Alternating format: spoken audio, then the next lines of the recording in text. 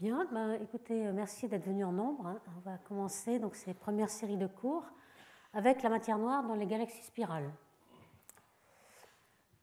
Donc, comme vous le savez, la matière noire est partout. Alors, partout, ça veut dire quoi? Ça veut dire qu'elle est dans les galaxies spirales. Ici, je vous ai représenté une galaxie spirale. Elle est surtout concentrée dans les parties extérieures des galaxies, au centre des galaxies comme la nôtre ici. On n'a pas vraiment besoin de beaucoup de matière noire, comme on va voir. Et puis elle est aussi dans les amas de galaxies et dans les filaments cosmiques. J'ai repris ici une petite image pour donner une idée de ce qu'on représente les grandes structures de l'univers. Ici, on a des filaments. Et ce qu'on représente ici en rouge, ce sont les filaments de matière noire. Donc la matière noire est très concentrée dans des grandes structures, mais il y a des vides. Hein. Les vides sont à la fois des vides de matière et de matière noire. On sait aussi que la contenu de l'univers est constitué de beaucoup de secteurs noirs, dont on ne connaît rien. On ne parlera pas cette année, qui est un cours sur la matière noire, de l'énergie noire, mais vous savez qu'il sera dans le fond, hein, énergie noire de 70% de l'univers. On a de la matière noire à 25% du contenu, et puis ce qu'on appellera baryons, qui sont les atomes dont est faite cette table par exemple, et nous sommes faits, protons, neutrons, etc. On les appellera baryons, c'est des particules lourdes, donc d'où le nom baryon. Et ça correspond à 5% du total. Alors on dit souvent que la fraction de matière qui est dans les atomes des baryons sont une fraction F baryon, si vous voulez, de 17%. Alors comment on obtient ce 17%? C'est simplement la facteur 5% sur la matière totale qui est 25 plus 5, donc 30. Donc 17%, ça c'est ce chiffre à se rappeler parce que c'est assez important dans les simulations, etc. On peut le mettre à l'envers aussi, c'est-à-dire la matière totale dans l'univers, M, donc 25 plus 5, divisé par 5, ça fait 6. Donc on a un rapport 6 entre la matière noire, la matière totale, et la matière visible. Enfin, ce qu'on peut voir en tout cas. On va voir qu'il y a des baryons qui ne sont pas tellement visibles, mais enfin, la matière totale sur la matière de baryons, c'est un facteur 6. Alors cette matière est partout, mais concentrée, contrairement à l'énergie noire qui, elle, est vraiment diffuse et n'est pas structurée. Les baryons sont structurés. Et en fait, on est dans la Voie lactée, si on peut représenter ça comme la Voie lactée. Le Soleil est au bord, à peu près à cette distance-là. Donc on a déjà sans doute une grande quantité de matière noire. C'est pourquoi les physiciens essaient de faire une recherche directe. Donc il y a des particules de matière noire qui nous entourent dans cette salle. Donc on met ces expériences qui constituent en fait un grand matériau assez pur, qui n'ont pas d'éléments radioactifs, etc. On les dispose dans les tunnels, par exemple tunnel du Mont Blanc, tunnel du Grand Sasso, tunnel de Modane, et on essaie de détecter l'énergie qui est émise lorsqu'il y a une collision entre une particule de matière noire avec la matière ordinaire du détecteur.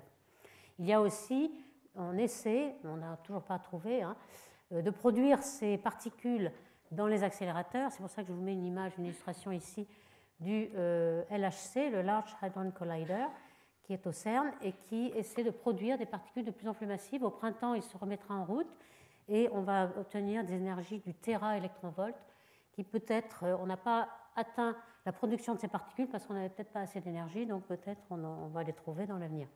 Enfin, voici un petit peu, pour introduire le sujet, ce qu'est la matière noire. Alors la matière noire, on sait que on en parlait déjà au temps de Zwicky en 1937, mais en fait, ce n'était pas vraiment une conviction.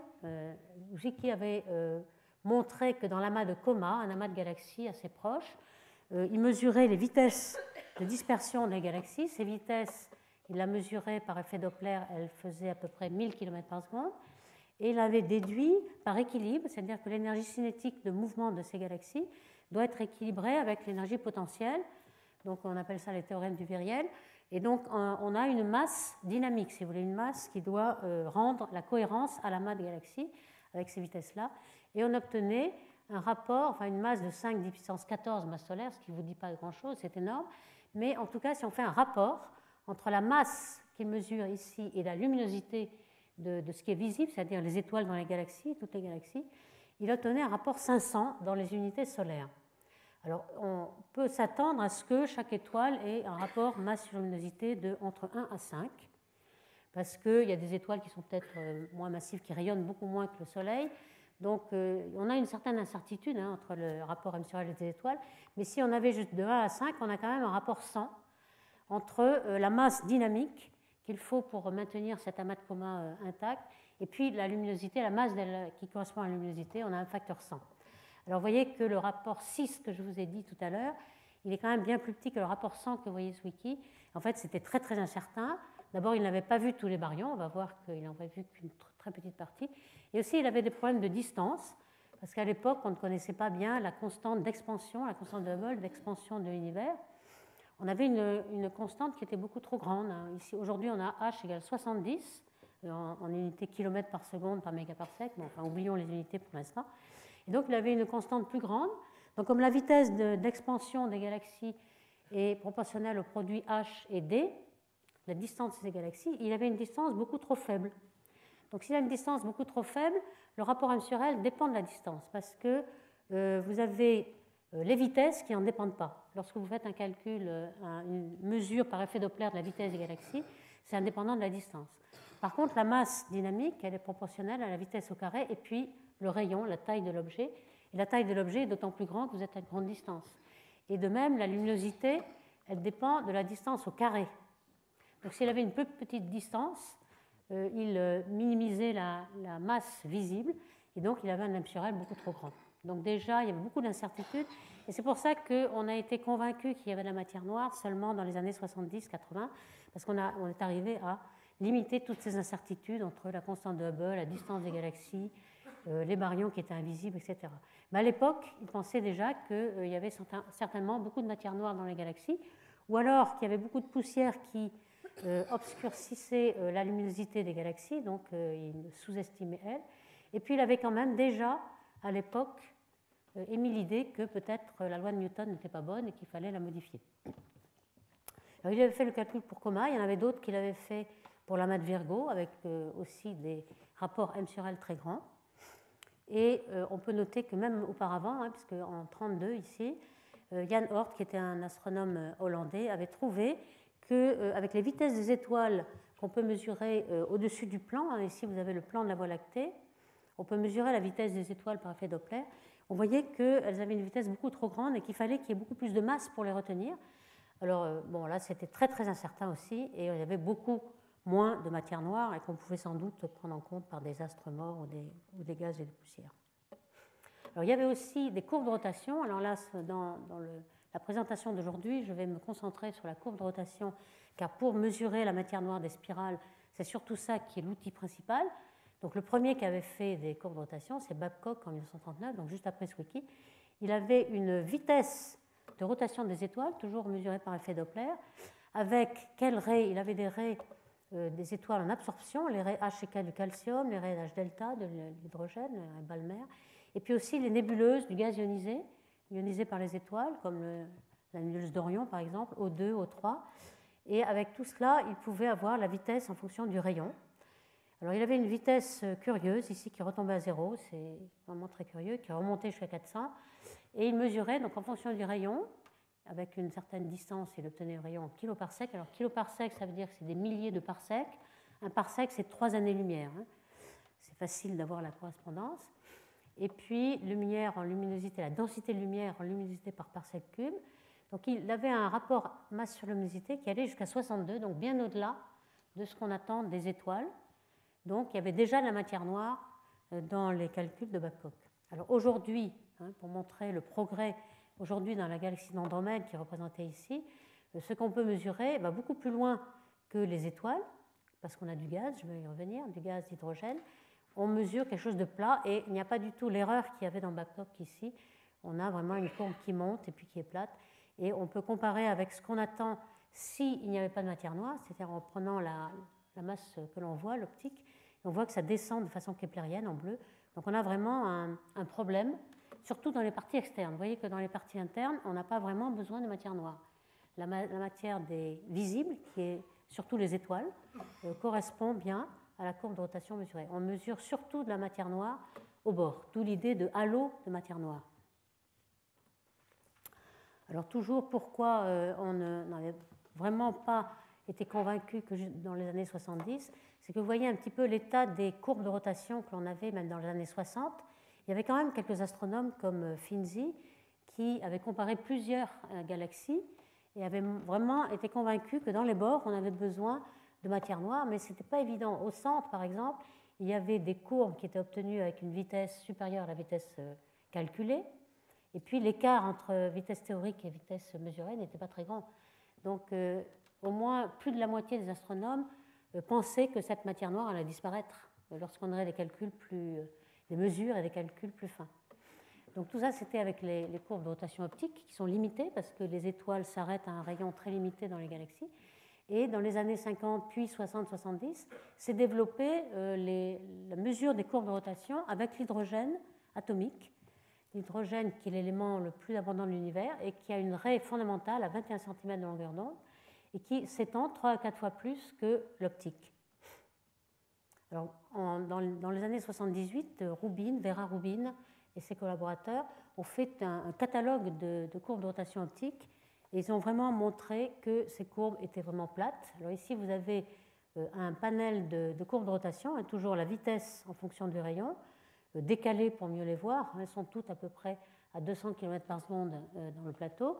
Ce sont toutes des galaxies de type SB. Alors on va voir tout à l'heure qu'est-ce que ça veut dire dans la classification. Vous avez des galaxies qui ont plus de gaz, moins de bulbes, etc. Donc des populations stellaires plus jeunes et dont le rapport M sur L des étoiles peut varier. En fait, de SC 2, 4 ou 6. Enfin, vous voyez un petit peu l'incertitude qu'on a sur les populations stellaires entre le rapport M sur L des étoiles. Et lorsque une galaxie a plus de gaz, elle forme des étoiles plus jeunes et le rapport M sur L est plus petit parce qu'elle rayonne beaucoup plus pour la même masse. Donc tout cela est très incertain et dans les années 78, on avait encore plus d'incertitude donc sur le rapport M sur L de la matière visible déjà. Donc ici, on a quand même montré que les courbes allaient très très très loin et étaient plates. Et lorsqu'on ajoute le gaz, c'est encore plus visible.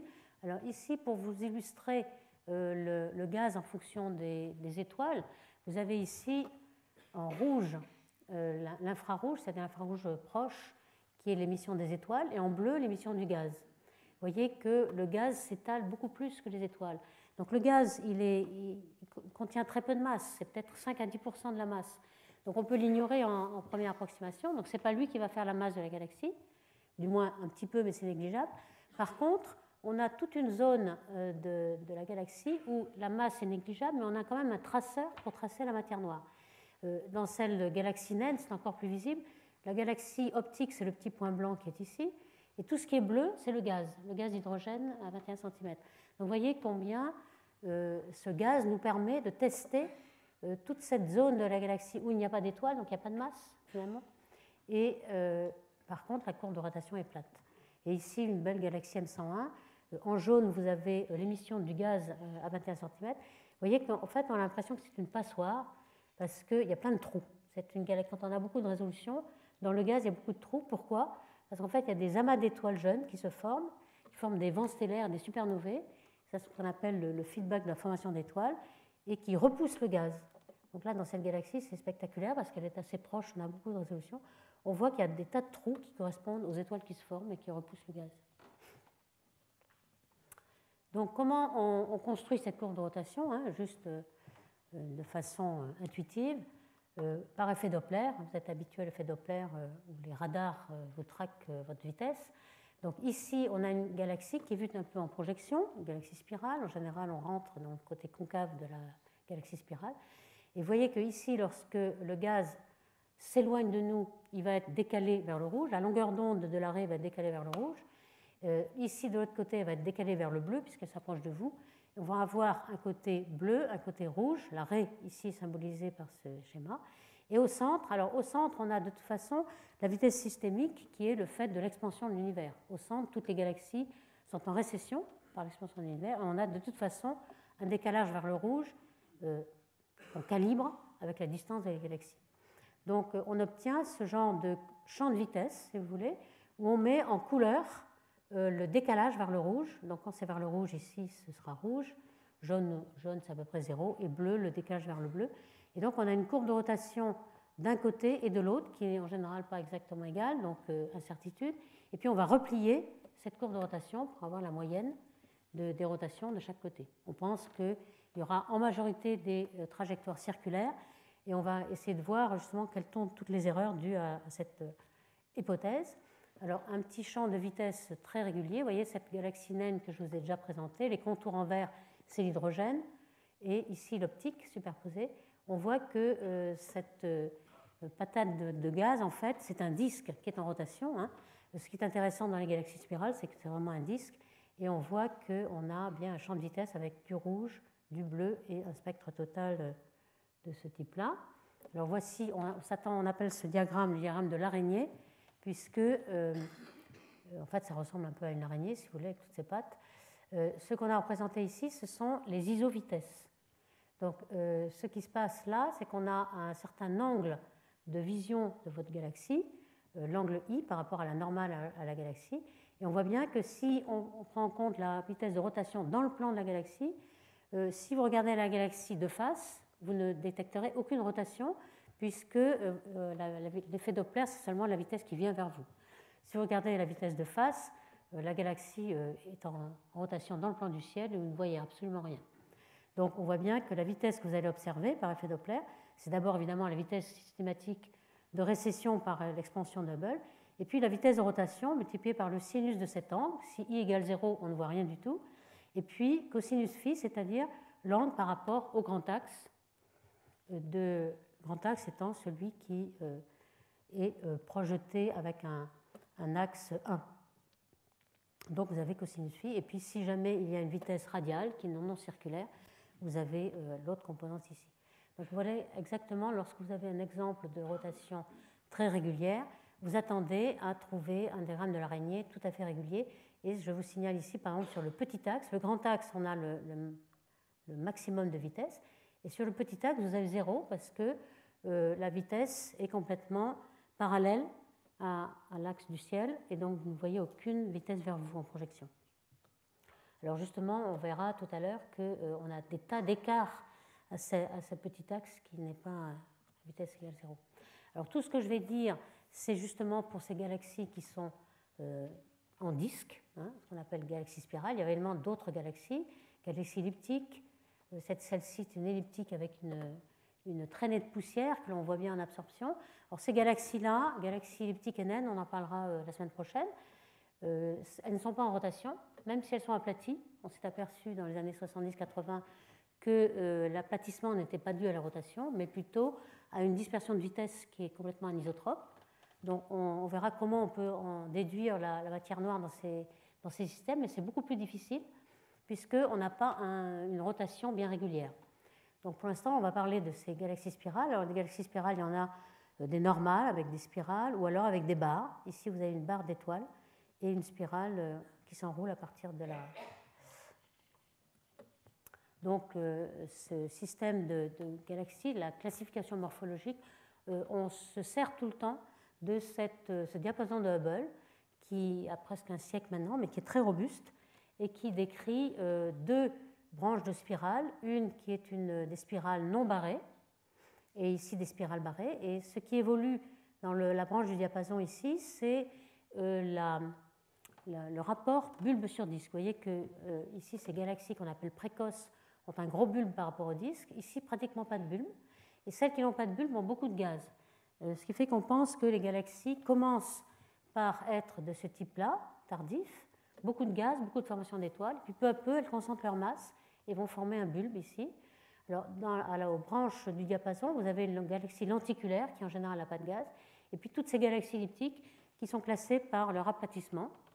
E0, ça veut dire qu'elles sont projetées de façon circulaire, et le chiffre que vous avez là, c'est le rapport d'axe. Si j'ai B et A, B1 moins B sur A, c'est le chiffre qui est ici, donc lorsque B égale A, vous avez 0, et en fait, le chiffre, c'est 10 fois A moins B sur A, donc E7, ça veut dire que vous avez A moins B sur A égale 0,7. Donc ici, vous avez cette classification qui est vraiment très utilisée. En fait, vous en avez d'autres. Je les présenterai juste à titre d'information. Ça, c'est l'original d'il y a à peu près un siècle. Certains ont proposé, par exemple Cormandy, que vous avez plutôt une cuillère à café ou une cuillère à thé, en fait, si on regarde en anglais. Simplement, les deux branches ici ne sont pas les galaxies barrées ou non barrées, mais c'est les galaxies avec gaz, qui est en bleu, et puis sans gaz, donc lenticulaire. Et vous avez aussi, vous fermez la cuillère par des irrégulières. Vous avez des irrégulières avec gaz, Alors on verra que c'est très intéressant parce que ces irrégulières ont énormément de matière noire. Donc on va voir que quand on a du gaz dans une irrégulière, on peut déterminer qu'elle est dominée par la matière noire. On aura aussi des naines sphéroïdales, donc des naines qui n'ont pas de gaz et qui sont comme des petites galaxies elliptiques, en quelque sorte. Ça aussi sera très intéressant pour contraindre la matière noire. Et puis ici, des elliptiques qui ont plus ou moins de disques et qui finissent par une boîte. Alors, il y a d'autres classifications. Ici, il y a un couperet avec des elliptiques. Je passerai pour la formation des naines, etc. Donc, on a quand même proposé un grand nombre de classifications, mais ce qui reste, ce qui est le plus important, c'est la classification d'Hubble. Alors, comment on observe ces vitesses? Je vous ai parlé de vitesses, comment on les obtient, par l'effet Doppler, et par quels instruments? On peut déjà décrire quelques instruments. On obtient soit des courbes de rotation en optique, avec les raies de gaz ionisé. H-alpha, c'est la raie de Balmer de l'hydrogène, ou alors N2, qui est environ dans le rouge à 6000 angstroms. Et ce sont des raies qui sont optiques. Et puis en radio, il y a non seulement les atomes, mais il y a aussi les molécules. Vous avez des molécules qui ne sont pas très, très étendues dans la galaxie, mais qui permettent d'avoir une courbe de rotation au centre. Et ça va avoir une grande importance pour savoir si la matière noire se concentre au centre, dans des cusps, dans des cuspides, etc. Et là, les molécules sont très intéressantes. La molécule H2 n'est pas observable, mais la principale molécule qui s'observe, c'est la molécule de monoxyde de carbone, CO, qui rayonne par ses rotations à 2,6 mm, 1,3 mm. Donc pour le H1, évidemment, la longueur d'onde étant de 21 cm, c'est très difficile d'avoir beaucoup de résolution spatiale. Il faut avoir des interféromètres. Vous avez ici l'interféromètre de Westerbork en Hollande, près de Groningen, qui a été un des premiers. C'est de là que sont parties les courbes de rotation dans les années 70-80. Le VLA, qui a été fini en 81, qui est aux États-Unis et qui est aussi un très grand interféromètre radio, et qui permet d'avoir ces résolutions spatiales, 7 secondes d'arc, donc ça fait quand même en dessous du kiloparsec, et on peut résoudre la courbe de rotation de façon physique et intéressante. Et puis, par contre, évidemment, en optique, on a plus de résolution. La longueur d'onde s'exprime en 0,5 microns, par exemple. Donc, c'est beaucoup plus facile avec un télescope unique d'avoir beaucoup de résolution. Vous êtes limité quand même par l'atmosphère, donc de l'ordre d'une seconde d'arc. Et en CO, c'est intermédiaire, on a plus de résolution spatiale. Alors, au point de vue de la résolution spectrale, c'est la radio qui domine. Ici, vous avez un télescope aussi à 21 cm et en millimétrique en Australie. Et vous avez le télescope IRAM pour détecter des molécules qui est sur le plateau de Bure près de Grenoble, qui est jusqu'à ces dernières années, c'était le plus grand mondial. Maintenant, vous avez un autre qui est ALMA. Alors en optique, quelques télescopes optiques parmi les plus grands. Pour donner une petite idée, vous avez les 4 télescopes de 8 mètres du VLT, Very Large Telescope, qui sont les instruments de l'ESO au Chili. Vous avez les instruments américains, les 2 Keck de 10 mètres qui sont à Hawaï. Vous en avez un qui est exactement la copie d'un Keck et qui est dans les îles de La Palma à Tenerife, espagnol, le Grand Tecan, grand télescope aux Canaries. Et vous avez un futur qui est en cours de fabrication, un Extremely Large Telescope européen qui sera 39 mètres de diamètre. Et enfin, pour le millimétrique, le plus grand radiotélescope au monde aujourd'hui, c'est ALMA, qui vient d'être opérationnel dans le désert d'Atacama au Chili. Vous voyez qu'il s'agit d'une soixantaine d'antennes de 12 mètres. Vous avez une petite vue avec le nuage Magellan ici. Et ces antennes bougent, elles font des réseaux, et elles bougent d'une station à l'autre avec ce camion-là qui est assez extraordinaire, qui a été construit dont les roues ici, là, les pneus font plus de 2 mètres de hauteur. Donc c'est quand même quelque chose de costaud. Ce camion est capable donc de prendre comme un robot les antennes et de les déplacer pour les mettre à une position différente. Il n'y a pas de rail, mais c'est juste des stations et le petit camion les amène à des autres endroits. Donc avec cet instrument, on va être capable de faire des courbes de rotation avec une énorme résolution dans le millimétrique et puis aussi peut-être voir l'évolution avec le temps de Hubble, avec le décalage vers rouge, donc le redshift. Donc revenons avec nos courbes de rotation. Donc vous avez ici une petite idée d'un grand nombre de courbes de rotation obtenues plus récemment, donc la vitesse en fonction du rayon, toujours en kiloparsec. Et vous voyez qu'il y a des galaxies qui sont très massives, qui ont une grande vitesse et qui ont une courbe de rotation qui redescend un petit peu. Et puis les petites galaxies, la courbe de rotation monte tout le temps. Mais à la fin, elle est vraiment plate. Vous avez vraiment des courbes de rotation très plates. Et tout cela est obtenu grâce au gaz H1, puisque je montre ici à nouveau combien le gaz s'étend de plus en plus. Ici, vous avez une belle photo en gaz H1. Ici, tout ce qui est bleu, là, c'est le gaz d'hydrogène, comparé à la taille de la galaxie optique qui est ici. Et donc là, on voit très très bien la différence entre la courbe de rotation plate qui est observée et celle qu'on attendrait si on n'avait que la masse visible et qui vraiment descend de façon keplérienne. Donc cette fois-ci, l'écart qui nous donne la matière noire ici est très important. Alors on a énormément, maintenant on a des milliers de courbes de rotation. Il y a par exemple un catalogue qui s'appelle Things, qui est les initiales de The, H1, etc., NGS. Et ce qui est intéressant sur cette image, c'est que ça vous donne la variabilité de la taille des galaxies. En fait, ces galaxies sont dessinées ici avec la même échelle. Ici, vous avez 10 kPa. Donc, vous voyez qu'il y a des galaxies spirales qui sont toutes petites et des galaxies spirales qui sont très grandes. Ici, c'est 2841. Ce n'est pas Andromède, elle ressemble un petit peu à Andromède, mais ce n'est pas elle. Donc, vous voyez que les galaxies spirales sont très très très variables. Vous avez aussi des petites galaxies naines, un peu plus naines, qui sont ici, des DO. Et au centre, c'est la Voie lactée. Alors, je n'ai pas encore parlé beaucoup de Voie lactée. En fait, c'est des représentations de la Voie lactée. Je vais en dire 3 mots, mais hélas, comme nous sommes à l'intérieur, bien qu'elle soit proche, on ne peut pas en dire grand-chose. Alors voici une vue d'artiste de la Voie lactée. Elle est vraiment reconstituée. On a une idée qu'il y a des bras spiraux, bien sûr, parce qu'on a des irrégularités. Je ne sais pas si vous voyez, mais ici, le Soleil est ici, ce point-là. Et on a essayé de représenter la barre. On sait qu'il y a une barre dans la Voie lactée parce qu'on a des mouvements non circulaires. Et aussi, on a en infrarouge proche, on voit la barre de façon perspective, c'est-à-dire le gros bout de la barre qui est près de nous est plus gros que le bout plus lointain. Donc, on a un effet de perspective déjà. Donc, on arrive à voir la barre directement, bien qu'on soit vraiment dans le plan. On sait que c'est à peu près ça. Mais on n'arrive pas à la déprojeter à partir des observations directes. C'est trop incertain. Pourquoi ? Parce qu'on n'a pas la distance des objets. La distance est parfois déterminée selon leur vitesse, en supposant que la vitesse est circulaire. Et donc là, c'est quelque chose qui se mord la queue. Donc ici, on a représenté ce qu'on peut obtenir quand même. Les points, les étoiles, c'est les points observés, les points de vitesse. Et puis, un certain modèle qui serait donné par le bulbe, ici en B. D, c'est la vitesse qui serait donnée par le disque. Et donc, si on fait B plus D, on voit qu'on a ceci là, et qui est la vitesse qui serait attendue avec la masse visible, bulbe et disque de la galaxie. Et il faut qu'on ajoute un halo, H, pour obtenir la vitesse plate.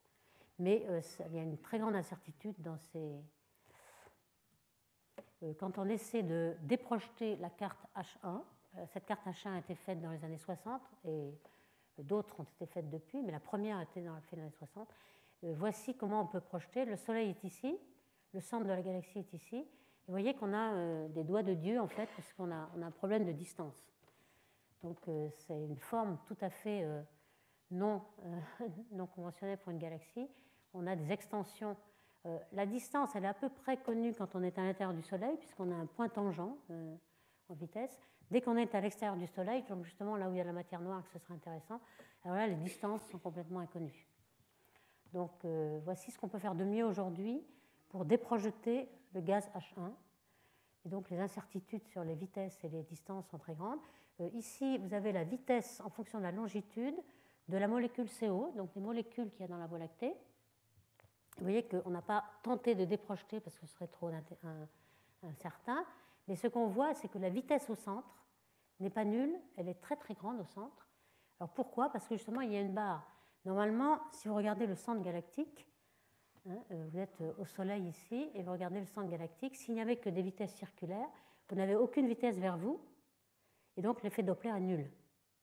Donc vous devriez avoir 0 au centre, à longitude 0. La longitude 0, c'est ici lorsque vous regardez le centre galactique. Et donc vous voyez que la vitesse en fonction de la longitude, elle est énorme, justement, à 2 ou 300 km par seconde, due à la barre. Et donc ceci, ça nous empêche de déprojeter, ou alors la déprojection, ça dépendra du modèle que vous avez fait. Donc la Voie lactée est très très difficile à déprojeter. Donc on se tourne plutôt vers les galaxies extérieures. Alors on essaie de trouver une courbe à peu près universelle. Est-ce qu'il y aurait une courbe standard pour les galaxies spirales? Alors ici, vous voyez quelques exemples. Une galaxie avec une forte vitesse, donc une grande masse. La masse est égale au carré de la vitesse multiplié par la taille. Donc ici, il y a une taille en kiloparsec très... Excusez-moi, je vais enlever ça. Bon, c'est pas grave. Donc ici, vous avez une grande galaxie avec une grande masse, ici une plus petite, etc. Est-ce que ces galaxies peuvent se retrouver avec une courbe universelle? En fait, il y a un exemple ici qui est très intéressant. Vous avez une galaxie qui a la même valeur de la vitesse plate, ici à peu près 150 km par seconde, par exemple MGC 2403, et une autre qui a la même, mais qui l'obtient à un autre rayon. Alors ici, on a mis des rayons en kiloparsec, des rayons physiques, mais vous voyez que si j'appelle RP le rayon au-delà de laquelle la vitesse est plate, ce rayon-là est beaucoup plus petit pour cette galaxie que celle-là. Est-ce qu'il serait possible de remettre ces deux galaxies dans la même catégorie, en fait? Ici, si vous voulez savoir quelle est la vitesse qui est due à la matière visible, au baryon, vous essayez de prendre tout ce qui est possible avec un disque maximum, si vous voulez, un rapport masse sur luminosité des étoiles qui vous donne le maximum, et puis si m sur L est constant, il doit descendre. Donc vous avez tout ça qui est dû à la matière noire. Ici, c'est encore pire, parce que la galaxie ne monte pas aussi vite, donc vous avez moins de baryons. Alors ces deux galaxies extrêmes, vous voyez, c'est une galaxie qui est très petite, très compacte, qu'on appelle haute brillance de surface ou high surface brightness. Et puis ici, il y a une faible brillance de surface, low surface brightness. C'est des galaxies qui ont la même vitesse finale. Donc au rayon extrême, on aura la même masse, puisque la masse c'est V2 et multiplié par R. Mais elles ne sont pas du tout distribuées de la même façon. Ici, c'est quelque chose de très très diffus. Donc on sent bien qu'on devrait pouvoir renormaliser à un certain rayon caractéristique. Et en effet, c'est ce qui est obtenu ici, par exemple. Vous avez ces deux galaxies toujours, et si vous divisez par le rayon caractéristique, le rayon de concentration, le rayon optique, le rayon de l'exponentielle, à ce moment-là, elles sont superposables. Donc vous avez superposé la courbe en rouge et la courbe en point blanc. Vous voyez, c'est exactement la même courbe. Il suffit de normaliser le rayon. Donc on voit bien qu'en normalisant à des constantes qui vont être la concentration de la masse, on va pouvoir arriver à une courbe universelle. Alors est-ce que ces courbes universelles sont obtenues avec un disque maximum ou avec un halo noir qui est le même? Il y a beaucoup d'astronomes dans la littérature qui se sont exercés à ces jeux-là. En fait, c'est plutôt les baryons qui dominent.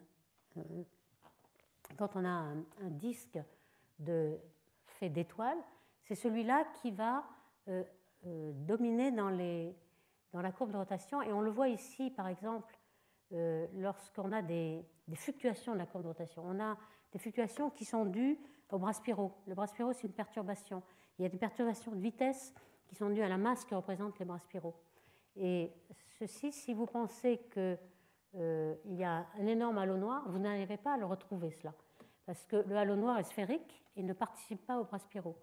Donc, il y a une contrainte due à la courbure de la courbe de rotation qui vous dit que vous êtes dominé par la matière visible avec des bras spiraux dans le disque, alors que le halo noir n'a pas de bras spiral et est sphérique et régulier. Donc là, on voit bien qu'on arrive à comprendre quelles sont les galaxies avec disque maximum. Et celle-ci, par exemple, 3 exemples où on a un disque maximum. Ici, vous avez la distribution de lumière. Cette distribution de lumière, elle a 2 composantes, une composante bulbe et une composante disque. Vous voyez qu'ici, vous avez la magnitude, c'est-à-dire le logarithme de la luminosité, et que ces luminosités sont vraiment très droites. Ce sont des droites en fonction du rayon. Ça veut dire que vous avez des disques qui sont vraiment exponentiels.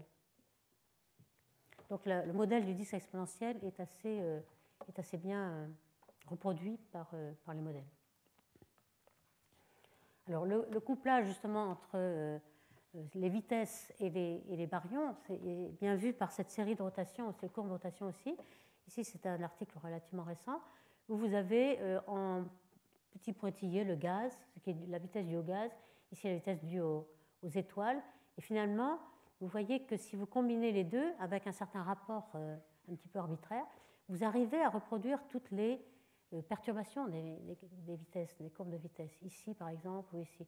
Donc ceci vous confirme que sans doute la matière visible qui est dans le disque va être prépondérante. Alors ici, pour les galaxies un petit peu plus massives, c'est toujours vrai, un petit peu moins au bord, parce qu'on pense que le gaz d'hydrogène au bord est ionisé, donc on ne peut plus le voir. Et à ce moment-là, vous manquez de masse qui est due au gaz. Donc, si on résume toutes ces études de milliers de courbes de rotation, vous obtenez une courbe de rotation universelle. Cette fois-ci, vous avez normalisé au disque, enfin, la taille du disque exponentiel, l'échelle caractéristique du disque exponentiel, le rayon optique. Donc vous avez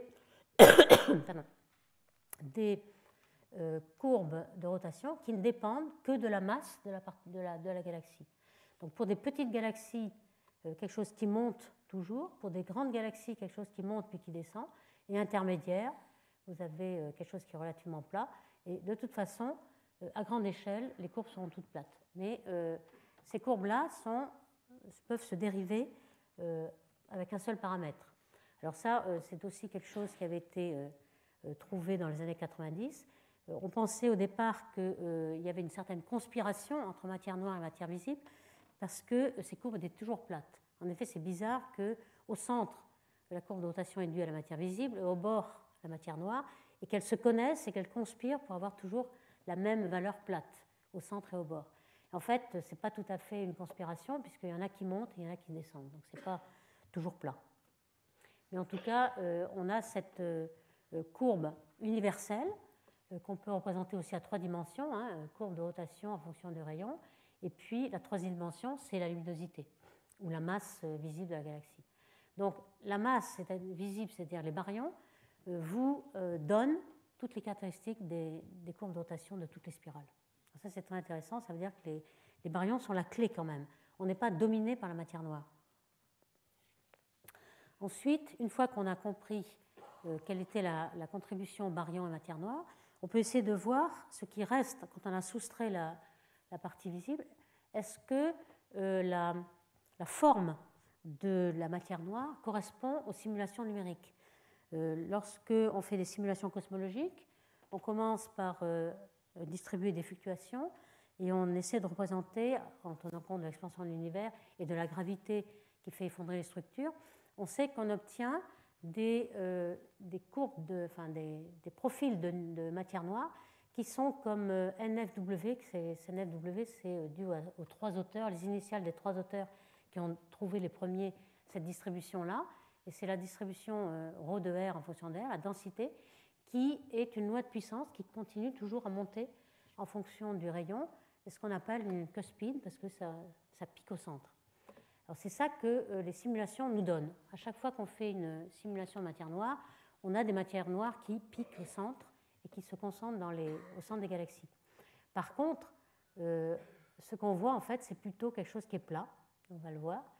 Et donc, on appelle ça isotherme. Isotherme, c'est vrai qu'on s'attend à ce que la densité soit relativement en forme de plateau. Et puis, donc là, le profil de matière noire correspond à peu près à cette formule-là, c'est-à-dire quelque chose qui, pour R égale 0, ce sera en R, donc une loi de puissance 1. Et puis, lorsque R est très très grand, vous avez quelque chose en R3. Donc, le R3, c'est pour les grands R. Par contre, ce qui est isotherme, c'est en R2. C'est un plateau, pour R égale 0, puis ensuite c'est en R2. Et en fait, ce qu'on observe, c'est plutôt en R2. Donc on a un 3e profil qu'a inventé M. Burkert, Andreas Burkert en Allemagne, qui fait une combinaison de ces deux-là et qui représente beaucoup mieux la réalité. Donc on a quelque chose qui est un plateau et qui est ensuite en R2. Donc voici un petit peu les modèles qu'on peut faire pour 3 galaxies types, une qui est à faible luminosité, une qui est à forte luminosité et une intermédiaire.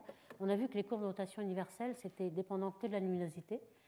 Et ce qu'on montre dans ces 3 dimensions-là, c'est que plus la luminosité est faible, ici vous avez des galaxies de faible luminosité, ici de forte luminosité, qui sont symbolisées par le rond jaune ici. À faible luminosité, vous avez un tout petit cœur, et vous avez une galaxie qui est dominée par la matière noire. Ici, la fraction de matière noire est plus grande pour les petites galaxies et plus faible pour les grosses galaxies. Et puis, ce qu'on voit aussi dans ce diagramme à 3 dimensions, c'est que plus la galaxie est petite, il y a un petit cœur de matière noire, et plus la densité centrale est forte. Ce qui fait que finalement, le rapport, quand on mesure le rapport ρ avec R, enfin la densité est en 1 sur R en quelque sorte, donc le rapport ρr est constant. Alors ça, c'est quelque chose qu'on aimerait bien comprendre. Pourquoi? Toutes les galaxies, petites, grandes, de façon universelle, on a une constante ici, donc la densité de surface en quelque sorte de la matière noire au centre. Donc ça, c'est une observation qui ne correspond pas aux simulations numériques de matière noire, mais enfin pour l'instant, on va essayer de comprendre pourquoi. On a une constante, et cette constante, c'est 100 masses solaires par parsec carré. Vous voyez que pour les galaxies de magnitude moins 5 avant 25, c'est quand même des ordres de grandeur. Donc ici, vous avez des galaxies très très massives, ici des petites naines en quelque sorte, et toutes ont une constante ici. Ça dépend très très peu, à 0,00 de la luminosité. Donc ça, c'est une contrainte qu'il va falloir comprendre dans les modèles. Ensuite, on aimerait aussi comprendre la distribution du gaz par rapport à la matière noire. Alors vous avez plusieurs composants. Ici, en fonction, la densité en fonction du rayon, pour plusieurs composants. Vous avez l'optique, ici en B, c'est la luminosité bleue. Donc vous avez quelque chose qui est exponentiel. On a déjà vu que la luminosité des galaxies, si on prend en log ici, et en fonction de la quantité linéaire de rayons, on a un disque exponentiel. Pour beaucoup de composants, donc luminosité bleue, donc les étoiles, les gaz moléculaires aussi est exponentiel, les rayons cosmiques, le H-alpha, enfin tout est pratiquement exponentiel. Le seul composant visible qui n'est pas exponentiel, c'est l'hydrogène atomique. L'hydrogène atomique, il est plutôt plat ou bien en 1 sur R, mais il ne descend pas de façon exponentielle. Ça, c'est aussi, on va voir, très intéressant. Alors, encore d'autres exemples de ceci. Ici, vous avez plusieurs galaxies où le noir et bleu, c'est le gaz moléculaire. Le gaz moléculaire descend, et puis le gaz atomique est en rouge. Il est vraiment plat. Alors, dans un grand nombre de courbes de rotation, ici, déjà dans les années 81, vous voyez les courbes de vitesse, les diagrammes de l'araignée pour plusieurs galaxies observées en gaz hydrogène. Vous voyez la variété, il y en a qui sont plus grandes que d'autres qui sont très déformées. Hein, ce n'est pas vraiment des araignées très... Mais ce qu'a découvert Bosma dans les années 81, c'est qu'il y avait un rapport constant entre la densité surfacique de matière noire et la densité surfacique de gaz d'hydrogène. C'est-à-dire ce qu'on appelle sigma, la densité par unité de surface de matière noire et d'hydrogène. Cette quantité-là est constante en fonction du rayon, à partir d'un certain rayon, lorsque la matière noire domine. Au centre, c'est très incertain, on a des étoiles avec un rapport masse-luminosité inconnu. Mais ici, on a un rapport qui est en gros 10. Ici, on le voit aussi, ce rapport est à peu près 10. Donc la loi de variation du gaz d'hydrogène et de la matière noire est le même en fonction du rayon. Ici aussi, on le voit pour un grand nombre de rotations, on ne va pas rentrer dans les détails, c'est un calcul un peu plus récent. Et le rapport entre matière noire et hydrogène est aussi pique autour de 10, bon ça varie un tout petit peu. Donc si vous voulez, on pourrait imaginer qu'il y ait un composant qui soit lié à l'hydrogène atomique. Vous multipliez par 10 l'hydrogène atomique. L'hydrogène atomique, c'est 5% de la masse. Donc vous multipliez par 10, vous avez 50% de la masse encore, et vous avez un peu vous expliquez la courbe de rotation. Alors ceci est curieux, et pour l'instant pas encore bien compris, mais ça peut nous contraindre dans les modèles de matière noire. Alors, il y a aussi une autre contrainte dont on va utiliser beaucoup dans ce cours, en fait, les prochaines semaines, c'est la fameuse loi de Tully-Fisher. Alors cette loi, c'est une relation, une corrélation qui a été observée par Tully et Fisher dans les années 78-80, qui relie la luminosité d'une galaxie à sa vitesse. Alors sa vitesse, c'est au moment où c'est plat. On peut difficilement trouver une valeur universelle, mais lorsqu'elle est plate, elle ne variera plus. Donc avec la valeur plate de la vitesse. Alors cette valeur plate, elle est un indice de la matière noire. Donc ce que vous avez en abscisse, c'est la quantité de matière noire qu'il y a dans la galaxie. Et ici, c'est la quantité de matière visible, puisque c'est la luminosité qui est surtout marche mieux avec la luminosité rouge, puisque l'infrarouge est mieux lié aux vieilles étoiles que la luminosité bleue qui est de la formation d'étoiles très transitoire. Donc vous voyez qu'elle est très bien corrélée. Alors à l'époque, Tully avait imaginé cette loi pour déduire les distances. En fait, les vitesses ne dépendent pas des distances. Donc lorsque vous avez une loi comme ceci, vous avez la luminosité observée de la galaxie, et donc par cette relation, vous en déduisez la luminosité intrinsèque de la galaxie, et avec ça, vous avez le rapport des deux, vous donne la distance. Donc c'était un indicateur des distances indépendant de l'expansion. Mais aujourd'hui, c'est quand même beaucoup plus intéressant pour contraindre la matière noire. Alors, un ajout a été fait dans les années 2000, car cette loi de Tully-Fisher, là que maintenant on a toujours luminosité, matière visible et vitesse, on la connaissait pour toutes les galaxies très massives. Mais elle ne marchait pas, si on met la luminosité rouge, elle ne marchait pas pour les galaxies naines. Les galaxies naines, c'est tous les points verts ici, ils étaient en dessous, ils n'avaient pas assez de masse. McGough, dans les années 2000, s'est aperçu que ces galaxies-là avaient une masse de gaz beaucoup plus grande que la masse des étoiles. Et c'est vrai que les naines sont dominées d'abord par le gaz et ensuite par la matière noire, mais les étoiles sont une très faible partie de leur masse. Donc si vous ajoutez à cette masse optique, les masses des étoiles, vous ajoutez la masse de gaz, à ce moment-là, ça remonte et vous avez une corrélation encore meilleure. Donc la corrélation qui est la bonne, en fait, ce n'est pas la luminosité des étoiles en fonction de la matière noire, c'est la masse totale de baryons, gaz plus étoile, et puis la masse de la matière noire. Donc ça, c'est encore quelque chose de très intéressant qui relie matière noire et matière visible et qui n'est toujours pas expliqué par les modèles standards. Alors voici une autre version plus moderne de cette loi. Ici, c'est la masse de baryons visible et la vitesse plate de la courbe de rotation. Alors vous voyez tous ces points pour les galaxies. Ici, vous avez un diagramme en log-log, ça veut dire qu'on a une loi de puissance, on a une masse qui est proportionnelle à la 4e puissance de V. Alors ce qui est intéressant de montrer là-dessus, c'est ce que prédise le modèle standard. Le modèle standard, lui, prédit quelque chose qui est en modèle. Alors ici, j'ai mis la loi pour les petites galaxies, mais ici, vous avez une loi qui prend toutes les galaxies, les petites et les grosses, donc c'est encore plus visible. Ce qui est intéressant ici, c'est que le modèle standard, d'abord prédit une loi qui est moins pentue, en puissance 3 et non puissance 4, et puis surtout, c'est que le nombre de baryons qui devrait être dans une galaxie est beaucoup plus grand. Comme vous le voyez ici, surtout pour les petites galaxies, vous êtes 10 fois au-dessus. Alors comment est fait ce calcul ?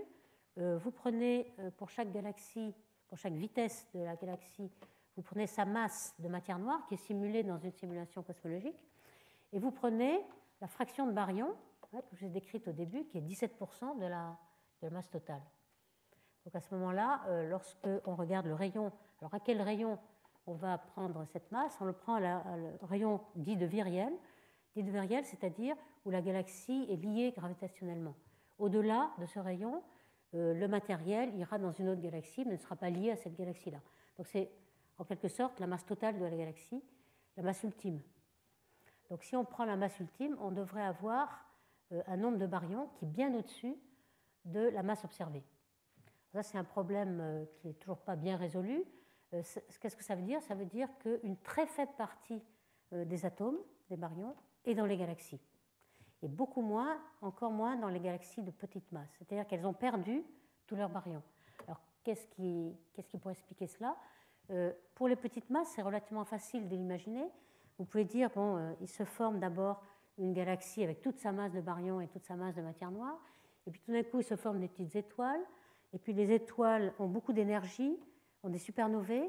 Les supernovae dans les petites galaxies, elles ont beaucoup d'énergie et éjectent tout le gaz. Tout le gaz va partir, il va rester plus que 5% de gaz. Donc on aura la matière noire, mais on n'aura que 5% de gaz. Donc ça pourrait expliquer ça. Mais dans les galaxies qui sont très très massives, ça ne suffit pas parce que les supernovae n'ont pas assez d'énergie pour éjecter tout le gaz. Une galaxie massive qui a un puits de potentiel très, très fort et qui conserve le puits de potentiel est beaucoup plus fort que l'énergie cinétique que donnerait la supernova. Donc ici, ça ne marche pas. Donc il va falloir expliquer pourquoi on éjecte tous les baryons d'une galaxie massive. Alors on le verra plus tard, je n'ai pas le temps dans cette présentation ici, mais on va peut-être avoir recours à des trous noirs supermassifs qui sont au centre des galaxies, qui vont peut-être donner encore plus d'énergie que les supernovae et qui vont pouvoir rejeter tout le gaz. Mais vous avez déjà un aperçu, avant qu'on puisse rentrer dans tous ces détails, du gros problème que l'on a dans la formation des galaxies avec le modèle standard de matière noire. Il faut qu'on éjecte des galaxies tous ces baryons. On n'a que quelques baryons disponibles qui sont dans les galaxies. Ok, alors dans les quelques minutes qui me restent ici, j'aimerais aussi, puisque j'ai beaucoup parlé de courbes de rotation, vous dire un petit peu l'incertitude que l'on a dans les courbes de rotation, parce qu'elles sont très très déformées. Alors notamment, on a des barres dans les galaxies, et comme je l'ai dit dans la classification Hubble, on a au moins dans le 2/3 des cas une grande barre.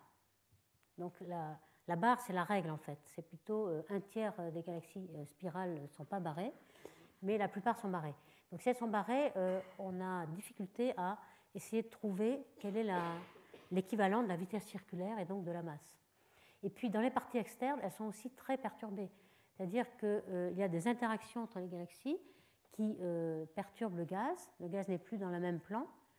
Et aussi les galaxies à crête du gaz qui arrivent avec un moment angulaire qui est différent. Donc peu à peu, elles vont changer leur moment angulaire, donc le plan va changer. Donc tout ça, ça demande beaucoup de travaux pour essayer. Alors interne, on a besoin de connaître si la matière noire est concentrée, donc ça c'est important, les barres pour les cuspes, et puis pour la partie externe, c'est la matière noire totale. Alors ici, j'ai un petit exemple de galaxie barrée, ici une petite simulation qui vous montre que dès qu'on laisse une galaxie axisymétrique, un disque axisymétrique d'étoiles, il est instable à la formation de la barre. C'est une instabilité spontanée due à la autogravité. Et les orbites des étoiles sont très elliptiques. Dans la barre, on a ce genre d'orbite. Et puis, même dans la spirale, on a quelque chose qui est très elliptique. Il n'y a pas vraiment d'orbite circulaire. Donc, comment fait-on pour corriger de cela? Alors, on a des logiciels, en fait, qui ont été essayer d'automatiser, en fait, la modélisation, parce qu'on a des milliers de courbes de rotation, on aimerait avoir quelque chose d'optimum. On a, par exemple, quelque chose qui s'appelle DixFit et qui essaie de représenter la galaxie avec une barre plus ou moins forte qui est modélisée sur une image de la galaxie. Alors, voici un exemple. Une galaxie en infrarouge, mesurée par le télescope de Canada-France-Hawaï. Donc, vous avez l'image observée, vous avez un modèle qui est fait avec un disque, un bar, une bulbe, et puis le résidu, donc ça a l'air à peu près bon, mais vous voyez que c'est très difficile de savoir où est la barre dans cette galaxie. En fait, dû à la projection, elle n'est pas très évidente.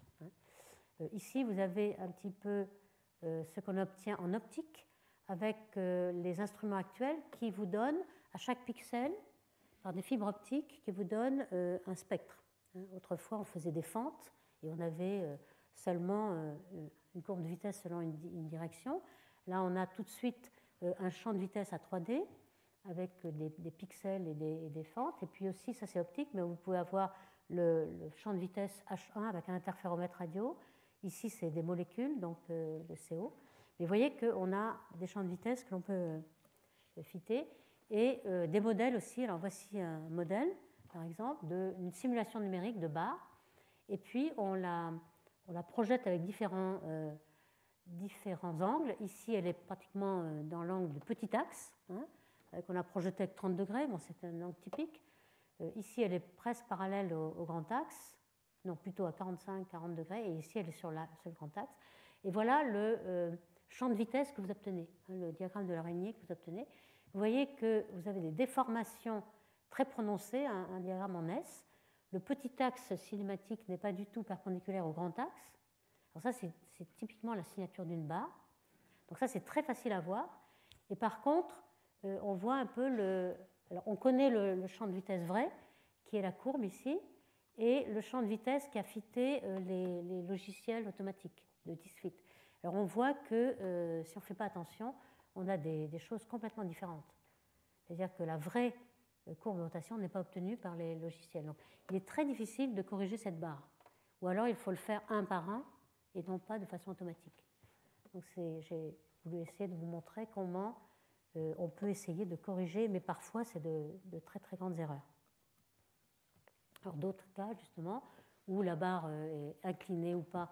Alors, le gros problème, c'est lorsque, justement, la barre est dans les axes de symétrie, parallèle au petit axe ou au grand axe. À ce moment-là, vous ne voyez aucune perturbation dans les champs de vitesse, puisqu'elle est dans la symétrie. Et c'est là qu'on a la courbe de rotation retrouvée la moins bonne, puisque vous n'êtes pas au courant de la barre. Donc ça, c'est vraiment des gros problèmes. Alors par exemple, pourquoi ça ne corrige pas, hein, simplement parce que le logiciel ne voit pas la barre là où on la voit.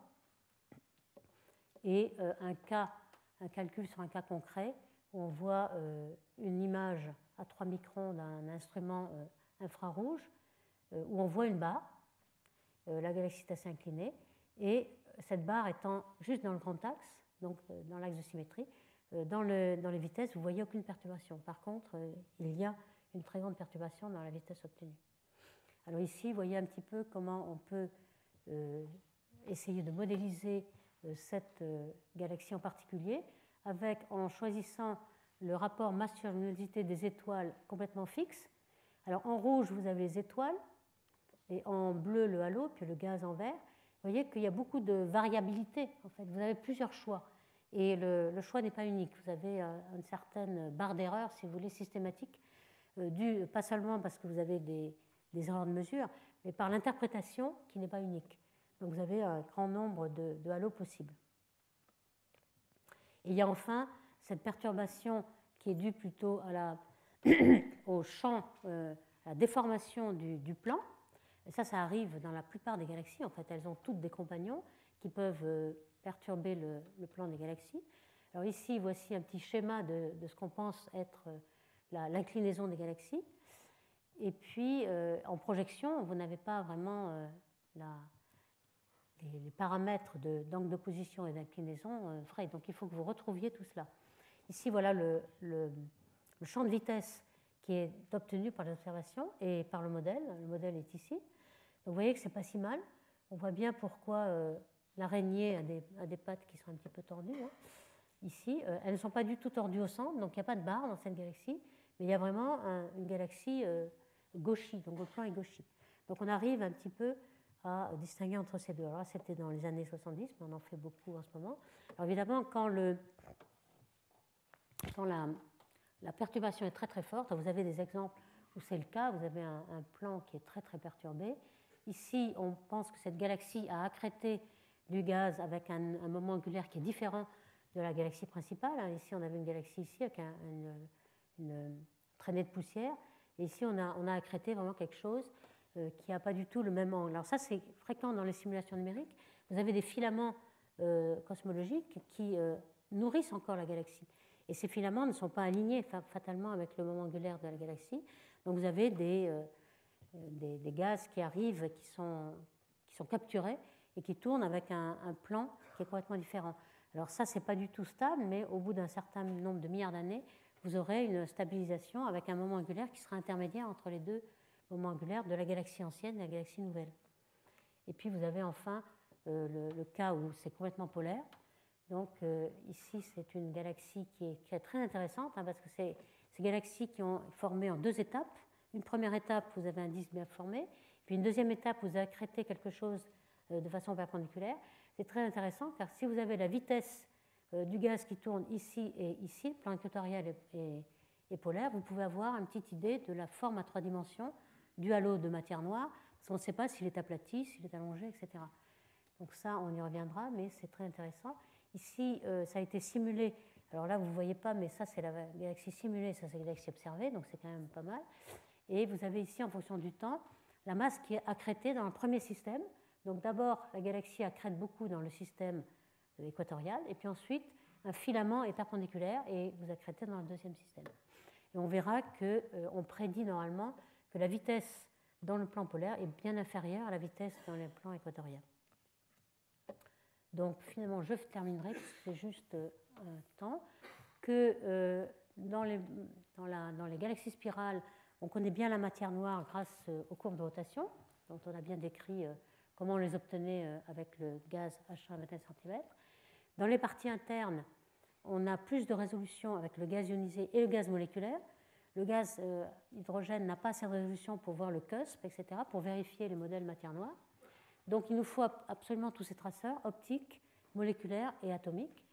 Et puis, pour interpréter les courbes de rotation et savoir quelle est la forme du halo noir, alors je vous ai montré qu'il y avait quand même pas mal d'incertitudes, mais on est arrivé à montrer qu'il y avait une courbe universelle qui ne dépendait que de la lumière des baryons et de la taille du disque de baryon, et qu'il y avait une relation de Tully-Fisher qui reliait la matière noire au baryon de façon très, très précise. Donc on verra dans la suite qu'on va pouvoir se servir de cette corrélation matière noire et baryon pour essayer de trouver le modèle. Et puis les déformations, on a vu comment on pouvait s'en sortir. Ok, je vous remercie.